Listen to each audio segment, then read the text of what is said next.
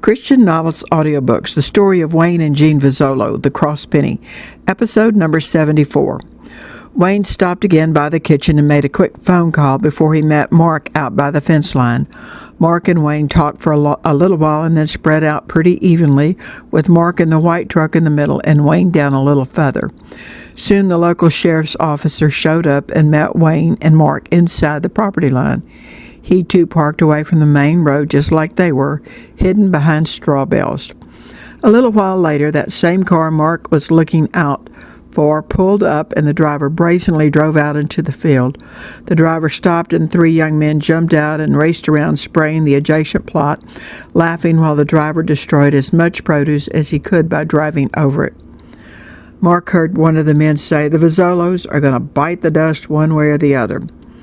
Mark turned on his blinker. Wayne and the officer immediately drove up.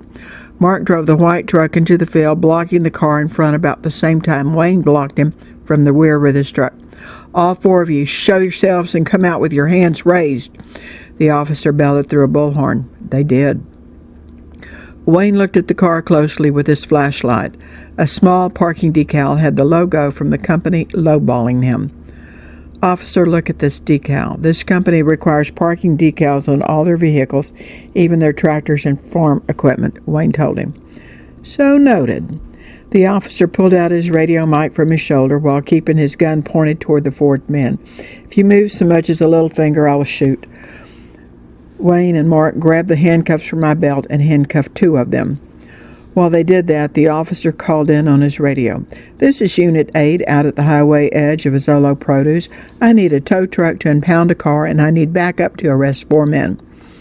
"Mr. V," Mark explained, "I've never seen any evidence of anyone actually driving out here in the fields before, but that looks exactly like the same car that keeps coming back.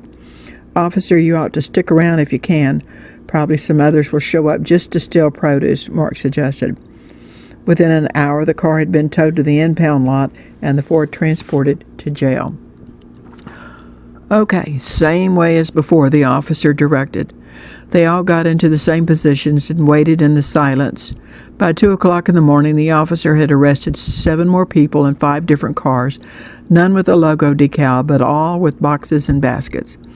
And all, oddly enough, in the exact same plot of produce.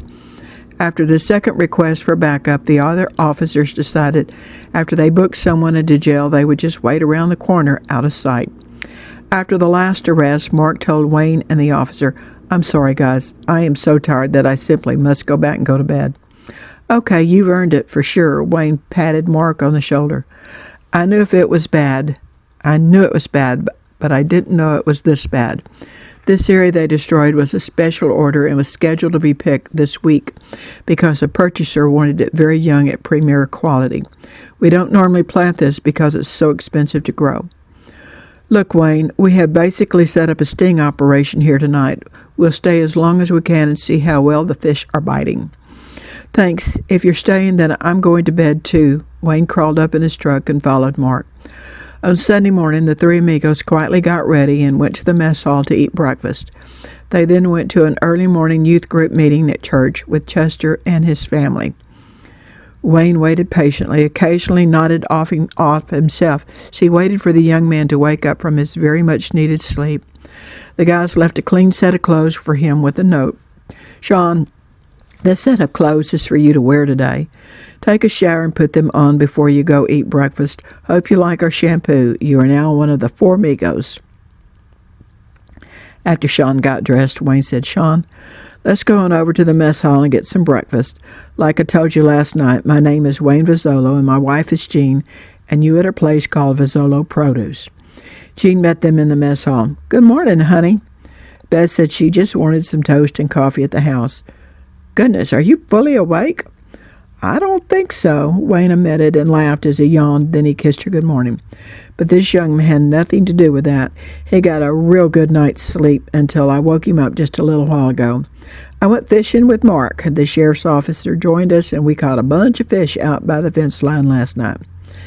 You can fill me in on that later. Hello, Sean. My name is Jean Vozzolo. We just want to feed you and talk a little bit this morning. Wayne, I'll be leaving with Beth after breakfast to go to church." "Can I go to church with you too? I'm dressed and all," Sean quickly added. Both Jean and Wayne were surprised. "Certainly."